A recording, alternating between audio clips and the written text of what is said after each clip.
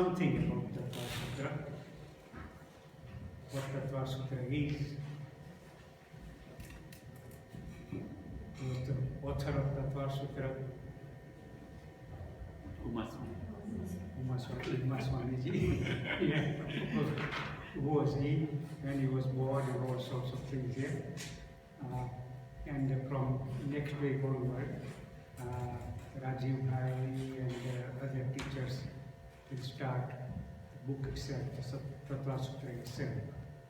So today's session is the introductory one, and I hope that will create interest in learning about the Tattva Sutra and learning what is in the Tattva Sutra. Right. There are books and books surrounded like books in fact. And nowadays you learn and you read books in Google, Kindle, all sorts of things. So Tattva Sutra is one of the books, but is it just simple, ordinary book? No, it's not, isn't it? It's a scripture or a holy book.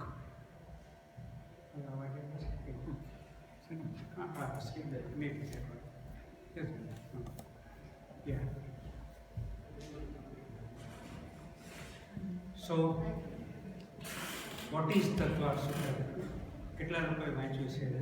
Was read or was studied or know something about it? Something, yeah. As you say, it's written by Uma Swamiji or Uma Swami.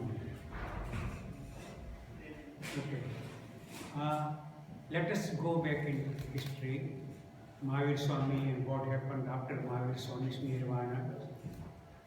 Mahavir Swami's discourse, whatever he taught, he taught to his disciples, obviously, right?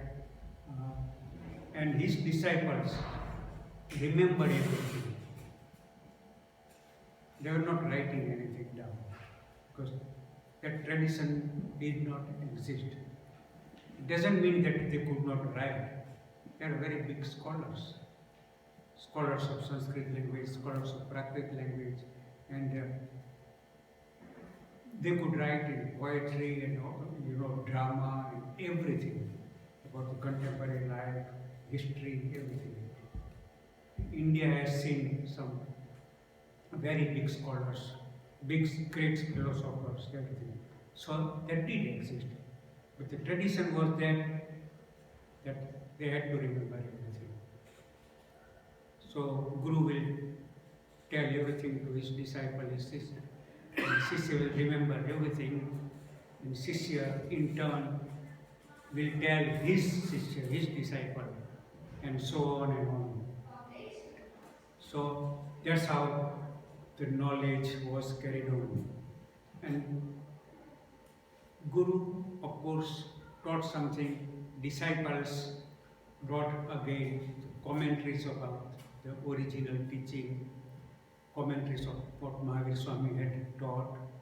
So more and more and more books came into existence. So we had original books of what Mahavir Swami taught us. And then there are other books written, composed by other scholars. Now, let us see the lineage, what happened after Mahavir Swami's Nirvana and how this religious literature came from. Right, Bhagavan Mahavir Swami's disciples, as we can see, Mahavir Swami taught everything to Gautam Swami. Well, Gautam Swami and Sudharma Swami both were one of the 11 disciples of Mahavir Swami. So Sudharma Swami didn't learn from Gautam Swami, of course, but this is sort of a lineage. After Mahavir Swami, Sudharma Swami came on his path. He was in charge of handling everything. He was in charge of carrying on with the tradition of the Jain Sasana. So, second in fact was Sudharma Swami. He was the fifth Ganadhar, the fifth disciple of Mahavir Swami. And he was in charge after Mahavir Swami's death, Nirvana. Sudharma Swami taught everything to Jambu Swami and so on and on and on, up to Bhadrabahu Swami. During the time of Bhadrabahu Swami, the Shwetambar Digambar split, the rift became strong. So let us see further. As I said, Gautam Swami, Jambu Swami, this is the Digambar lineage. As per Digambar tradition, that is what happened. But they also believe in Bhadrabahu. Bhadrabahu is the Acharya who wrote Kalpasutra, and he has also composed so many stotras. One very famous is Vasagaram Pasam Pasam, what we narrate. So that's Bhadrabahu. Shwetambar and Digambars both believe in Bhadrabahu Swami. But as I said, that division became quite strong, and Shwetambars and Digambars drifted apart. But 24th generation, now when I say generation, is not father to son generation. This is generation guru to disciple and his disciple and so on. So 24th generation after Bhadrabahu, there was a Kunda Acharya. That's a Digambar, great Acharya, Kunda Acharya. He has written so many Digambar scriptures. You have heard his names, Samaysar, Pravachan-sar, Niyam-sar. These are very famous books composed by Kunda Acharya. And Kunda Acharya is as good as God in the Digambar tradition. Now, after Kunda Acharya came Uma Swami or Uma Swati. That's what he is the author of Tattvartha Sutra.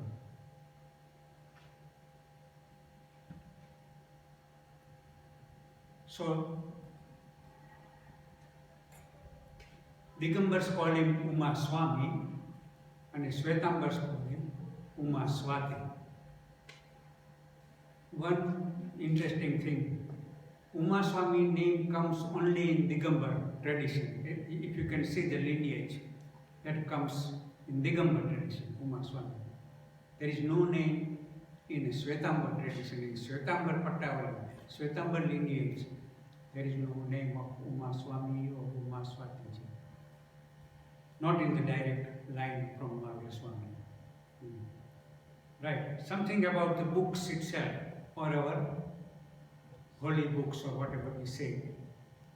Shwetambar literature is called Jain Agams. We know that. He believes in Shwetambar believes in Agam. And there are 45 Agams as per the Murti Puja tradition, 32 Agams as per the Stanapasa tradition. These are the Agams, the original books, so to speak. Digambaras, they do not believe in Agams. They said that everything was forgotten after Lord Mahavir's death, so they composed their own scriptures. And these are the Digambar literature. These books are Satkhandagama, author was Pushpadanta and Bhutabali. Kasai Pahuda, author is Gundhara. And Kunkundan's work, as I said, Niyam Sar, Pravachan Sar, Samay Sar, these are written by Kundacharya. And Gomat Sar, written by Nemichandra. These are the main Digambara holy books, scriptures. And as I said, Shwetambara books are 45 or 32 Jain Agams. Right. There is another classification of religious books. These are called 4 types of Anuyoga. We because the word Anuyoga comes at the end of each classification. The first one is Charan Karan Anuyoga. This is Acharan, Sutra, Das Vaikalik, etc. Describes code of conduct related books. This is the loose classification of our scriptures, basically divided into 4 parts. Charan Karan Anuyoga, that is, those books which describe more or less code of conduct. Then Ganita Anuyoga. Ganita means mathematics, but not necessarily mathematics means plus and minus and logarithm. Movement of sun, movement of moon, all our planets, and Jambu Dweep and Adidweep and Nandiswar Dweep, all these other things. That's called Ganita Anuyoga. Then Dharma Katha Anuyoga, story books. There are Gyata Dharma Katha and Upasak Dasangane. These are the story books. And Dravya Anuyoga, philosophy of matter, karma, soul, and logic like Naya and Praman and Sakta, and all these things come into Dravya Anuyoga. So there are 4 types of Anuyoga. So it's you can divide each and every book into one of these things. But many books, you cannot say that this is purely a Ganita Anuyoga or Dharmakatha Anuyoga. There is a mixture. In one book you will find a mixture of 1 or 2 things. Yeah. Are these books you are referring to the Agams or nothing to do with the Agams? In Agams also you can divide these things accordingly, and in Digambar Shastra you can divide these books into the whole. Yeah. Here I have mentioned some of the Svetambar books, Acharan Sutra, Das Vaikalika, Kshetra Samas, Surya Pragnapti, Gyata Dharma Katha, Upasak Dasan, Sutra Kratan, Sarmati Tarka. These are all Svetambar books, apart from Tattva Sutra, which you can say Svetambar, Digambar, both.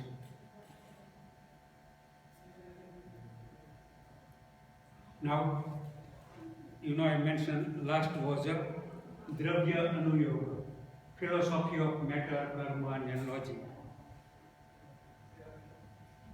So Dravya Anuyoga contains philosophy of Nav Tattva, or one can say 7 Tattva, because in Tattva Sutra you will read about 7 Tattva, not 9 Nav Tattva. Now, because 2 other Tattvas, 2 other basic realities, Punya and Pap, added at the later stage. So originally there are 7 Tattvas, and then they are made into 9 Nav Tattva. Right. What is Tattvartha Sutra? And we will study this today. Sorry, action. Now, what you are describing here, the history and how it's gone from one generation to another. How many years ago were these books written, like what you're describing here? right. How far Yeah. back does it go? Yeah, I can explain that. When we say written, they used to remain, of course. Yeah. The very first Agams consist of 11 Angas, the main limbs, and they were composed more or less immediately after Lord Mahavir's death, Nirvana. More or less. Because some Agam, there is some additions were made in Agams. As for example, Acharanga Sutra, the very first Anga, very first Agam, it is in 2 parts. Second part consists about where Mahaswami went and everything, and what monks should do, what they should accept, what they should not accept, all these things. But more or less, the first 11 books are Anga books, main limbs, then there were subsidiary limbs, then some acharyas composed Mool Sutra and Cheda Sutra and miscellaneous books and other things. So in short, 45 books they started reading, and they used to remember it. And 980 years after the death of Lord Mahavir, there was a conference in Vallabhipur. Vallabhipur is near Bhavnagar in Gujarat. There was a conference there, and the head of the conference was Acharya Devardi Gani. Under his leadership, it was decided to write everything down, to pen everything down, so that, because people cannot remember everything, you know. If I tell you something now, by the time you go home, you will forget a little bit from there. And when you tell your son or your friend, he will forget from what you have said. So that's how people kept forgetting things, so they decided to write everything down. So what we got is what was written 908 years after the death of Lord Mahavir. So these were the first Shwetambar books. Similarly, Digambar started writing their own books, Kunkundacharya and all those authors.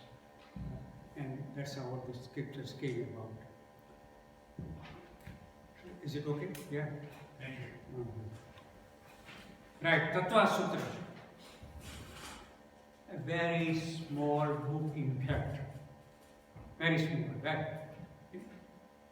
If you write all the slokas or the aphorisms, these sentences of the whole book, it will be only about 25-30 pages. That's all it is. And book is written in a certain style. It's a unique style. And that style can be found 3,000 years before Uma Swati ji. You heard about the Patanjali's Yoga Shastra, the very first book about yoga. Complete book. And people are still following book in different forms. You know, there are centers all over the world, but what we are following is the same yoga book which was written more than 3,000 years ago. And everyone trying to say that, oh, I invented something, or I invented something, you know. There is absolutely nothing new. Anyway, Patanjali has composed that book more than 3,000 years ago, Yoga Shastra, and there is a certain style in that book. Very short sentences. The whole Yoga Shastra is about 30 to 40 pages. And the commentary of that book consists more than 300 pages. Exactly same thing has happened here. Tattva Sutra, the original book, 25 to 30 pages. And that too very short sentences.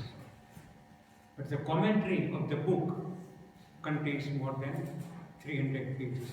Because the original book is very difficult to follow, very difficult to understand. So you have to read the explanation given by other authors and other scholars. I'll tell you something about these explanatory book, commentary books in a few minutes. Now this book, Tattva Sutra, has been accepted by Shwetambars and Digambars alike. The simple reason is, Shwetambar people say that, oh, Uma Swati was our Acharya. He was Shwetambar. So whatever he has written belongs to Shwetambar tradition. And Digambar says that no, Uma Swati, or they call it Uma Swami. Uma Swami was a Digambar Acharya, and whatever he has written is Digambar. So that's how Shwetambars and Digambars, and of course Therapanthis, Tanakasi, all everybody is included, believe that they accept this book as their own. What is in this book?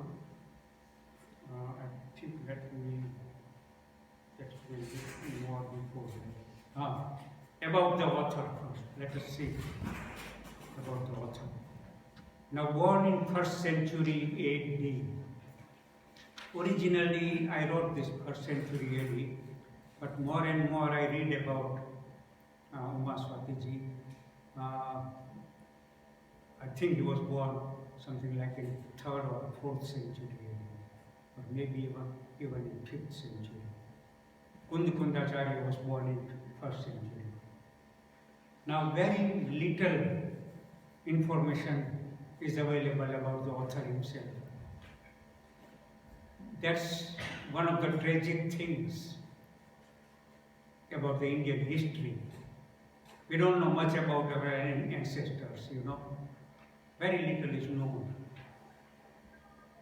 And it's not just about Uma Swatiji. More or less take any person in the history and we don't know much about him, isn't it? Even our own forefathers. How far we can go back? 4, 5, 6, 7 generations. And do we know the names, where they came from, what they were doing? Nothing was properly written down, nothing is available. That is why. We don't know about Lord Mahavir's birthplace, not beyond doubt. Some people say Vaishali, some people say it's not exactly Vaishali, it's Kundalpur. And all these things, isn't it, Kundalpur? And even Keval Gnan place, there are some disputes about whether he was married or not married. That is also not accepted by all. Right. Uma Swati was the disciple of Ghosh Nandi, so his guru's name we know. And that we know because it is written in the book somewhere. You know, in the prologue. Now we have a prologue of the book, forward. There's a little forward of the book. It's called Karika, and in that Karika it's written that Ghosh Nandi is the guru. His birthplace is Nyogradhika, and book was written in Patna, in the state of Bihar. And Uma Swati's father, that's interesting, father was Swati and mother was Uma. So it's called Uma Swati.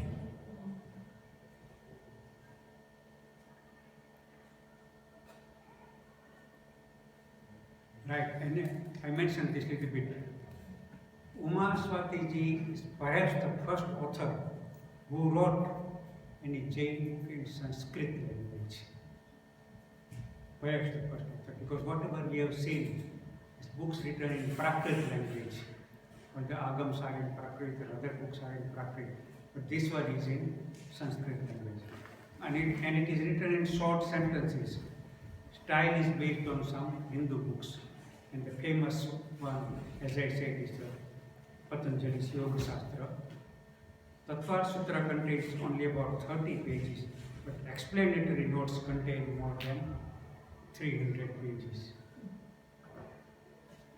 If you can read Gujarati and understand somewhat difficult Gujarati, the book, the explanatory book you should read is Tattva Sutra by Pandit Sukhralji. Pandit Sukhralji was born perhaps 100 or around that time. He was blind. Imagine blind person writing a book on Tattva Sutra. No one, and I stress on that, no one has written an expert commentary, not in English, Hindi, not in Gujarati, not in English, like Pandit Sukhralji's book on Tattva Sutra. Masterpiece, simply a masterpiece. So if you want to study Tattva Sutra, or and you know Gujarati, you should read that book, Pandit Sukhralji's book. Was he blind from birth or? I'm not 100% sure. He was living in Ahmedabad. How would he have gained the knowledge? You know, Padmanabh Jaini, he is a disciple of Pandit Sukhralji. Yeah. But Pandit Sukhralji, and he has written many books on Jainism too. Yeah. Very good books. Yeah, they are available in, of course, they are all in Gujarati. 1 or 2 books have been translated into English. But a great scholar. There are Hindi translations as well, Tattva Sutra, and the English translation is quite famous now. It's called That Which Is, which is published in this country with the cooperation of Institute of Jainology. Nathmal Tatia did most of the work. I was involved with that book,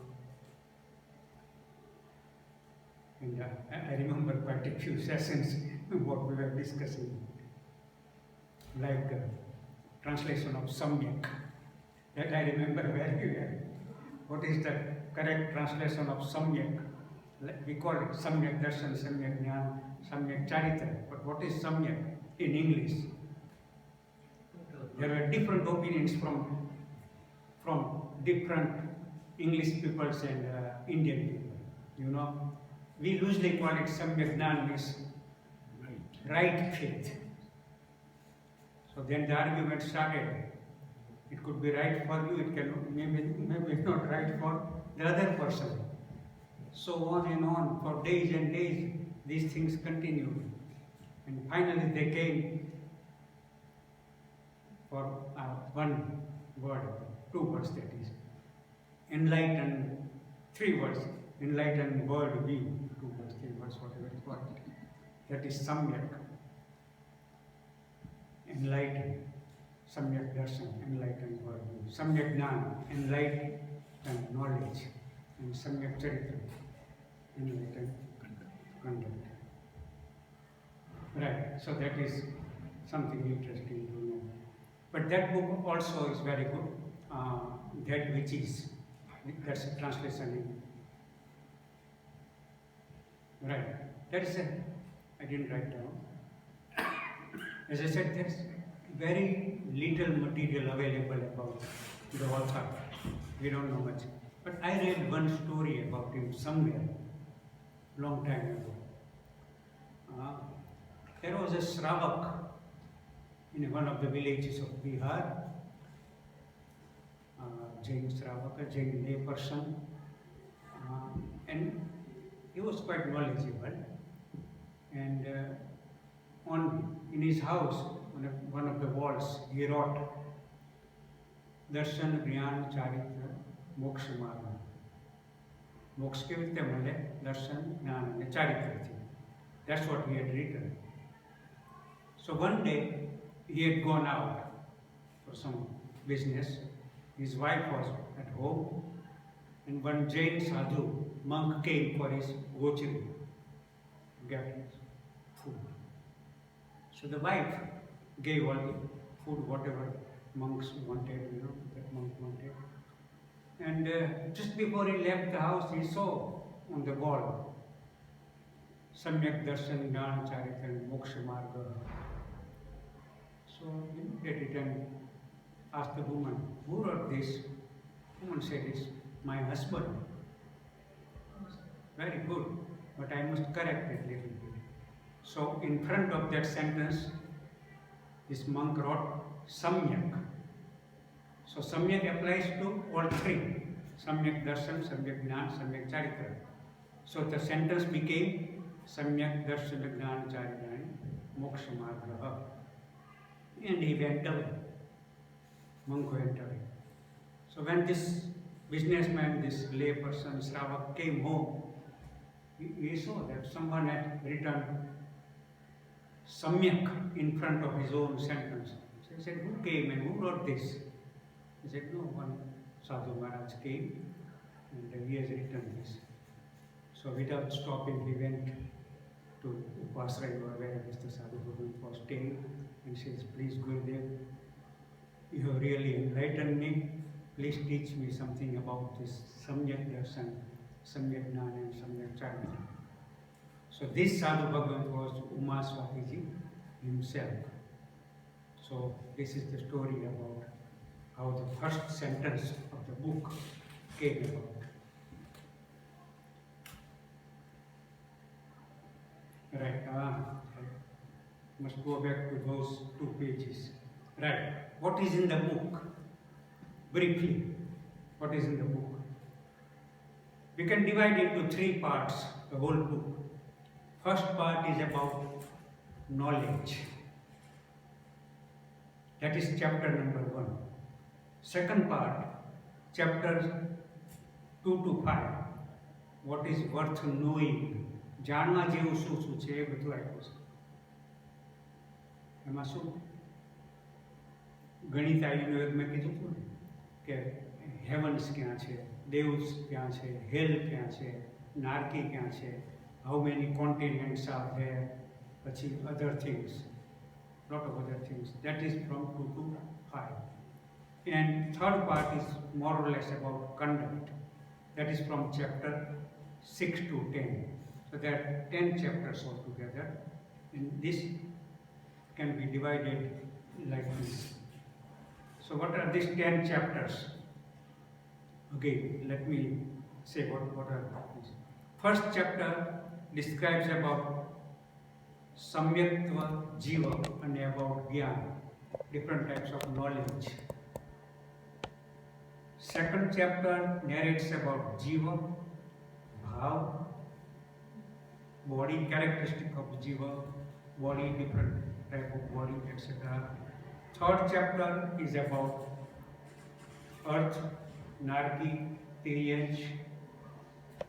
Fourth chapter is Devas and humans. Fifth chapter is Ajiva, matter, Udgal.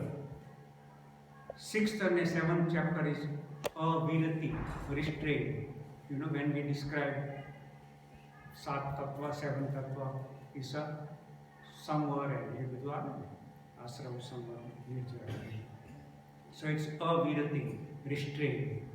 Eighth chapter is Bandh, the bondage of karma on soul. That is chapter number 8.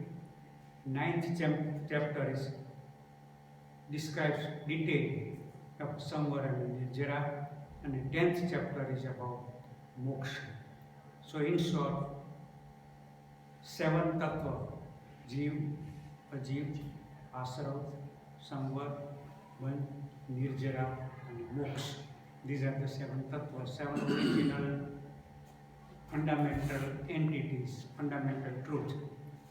And we, Acharyas, have added 2 more, Punya and Papa, and made it 9 tattvas. So this is what has been given in Tattva Sutra.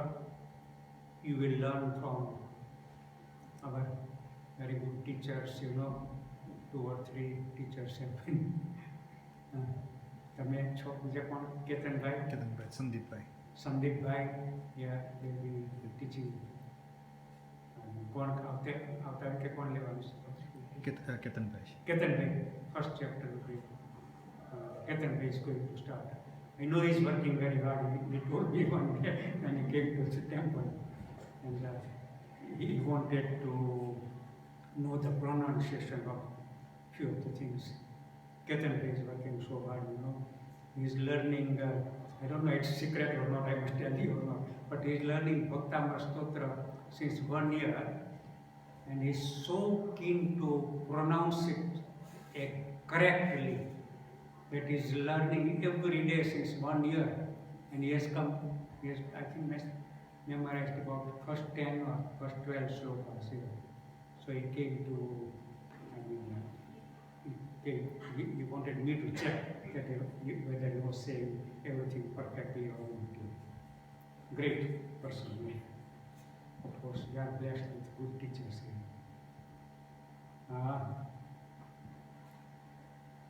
Okay, so there isn't, as I said, much about Uma Swatiji. I mean, we can discuss few things here about Tattva Sutra, about the author. I can't say much about the author, but still, you can try. What happened after Uma Swatiji in terms of actually the lineage? What happened after? Yes. Yeah, you got the names. But when did there become lots of acharyas as opposed to a single lineage? I mean, if we see now, Lots of acharyas. lots of acharyas. Yeah, At what- some what point, there happened? must have been sort of Yeah, say, if I can, this lineage is called Pattavali, right? And you got perfect Pattavalis of Svetambara tradition and the Digambar tradition. What has happened is, few hundred years after Mahavir Swami's death, there are different acharyas. As for example, Acharya Mahanandi, he had two disciples. One disciple started his own clan, or own sect, and another disciple started his own sect. So then Pattavali is different, but we still got the names. Then again, after a few hundred years, from that, another sections came about. That is why we got Theravati and all these things, Nishpanti, and that is what has happened. Even in Svetambar Murti Puja, there are Khartar Gach, Tapa Gach, Anchal Gach, Sagar Gach. There are 84 Gachas sects. Yeah. Of course, some doesn't exist now. Main are Tapa Gach and these things exist. Now we got here we have our own Gach in this country. Yeah. But that's what is happening. But it seems like until Maswatiji, there was Yeah, then that division started, you know. After, Yeah. soon after that. Yeah. That's right. But you can still trace back from that side, from this side, from that side, go back to Maswatiji and up to Mahavir Swami. And all of that is actually Right up to Mahavir Swami. Okay, wow. Take any Jain Acharya now, any Jain Acharya, and you can go back to Mahavir Swami. In one sense, that is good in Jain tradition. They wrote everything down because everyone was writing his guru's name with every disciple. Even when you read the Jain poetry or the puja books, it narrates that, oh, so and so's disciple so and so, then disciple so and so, then disciple so and so, then disciple so and so has written this book in 1782, like this. So that thing, we are lucky that we got it. But apart from that, what was his original name? Where he came from? Was he born? All these things are more or less not available. Only few acharyas we know about it. In our own families, there were some families in Marwar, in Rajasthan, and they used to travel from village to village in Gujarat and Maharashtra. And they used to go to each and every Jain house and used to write down. But they would come once in a year. So they would come this year and ask you, what is your name? What's your wife's name? What's your children's name? All that. Then after 1 year, they will ask the same question. And say after 50 years, the children, they are, the adults, they will ask, what are your children's name? That's how our own lineage continued. But unfortunately, what happened due to flood, fire, invasion and all these things, lot of things have been destroyed. My own family's lineage, someone in Ahmedabad who has migrated from Rajasthan, my nephew found everything out, that he has written 7 generations thing, where this Kapasi family came from, what was the name of father, then son, and right up to my father. It's there.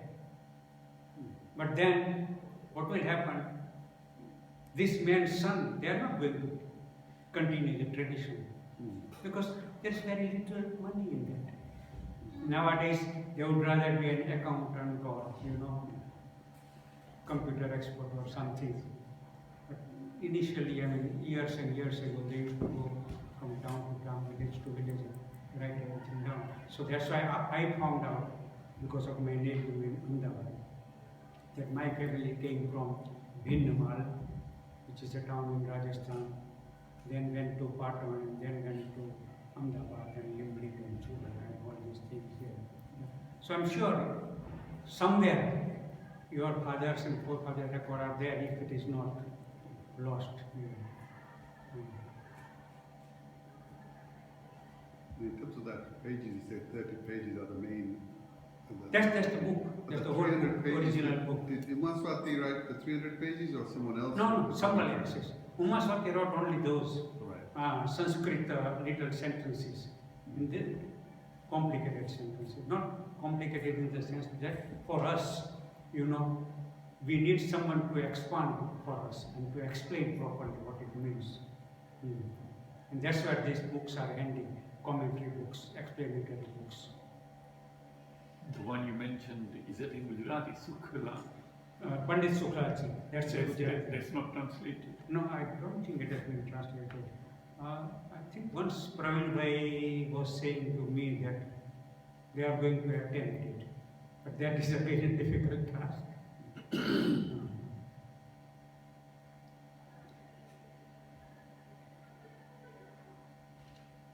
So I hope that will create interest. This will create interest in learning about the Tattva Sutra and the book itself.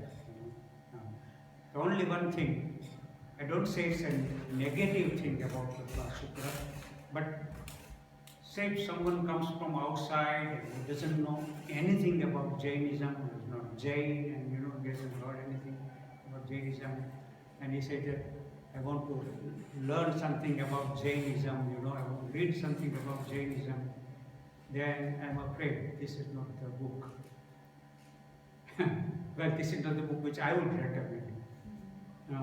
Because A, it is heavy going, and B, there are a lot of other things in detail, like how many, Jambu Dweep and other things, and they might be put off by all this description, different types of heavens and different types of hells and different types of all these things. That is in chapter 3 and 4. Even the distances.